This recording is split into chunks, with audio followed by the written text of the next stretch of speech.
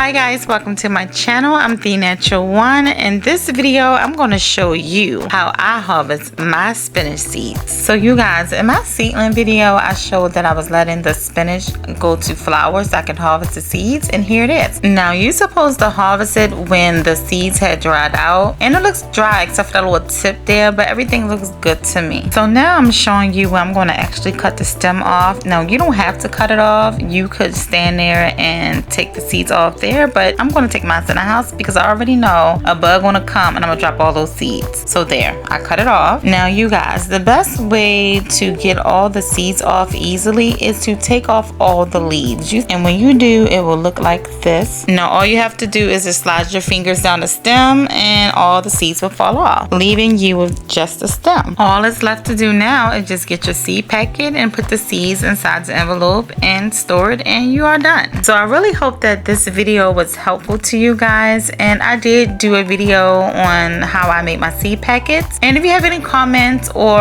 any questions, please feel free to leave a comment down below. And thank you guys so much for watching. Love you guys. Bye. For more videos like this, click here.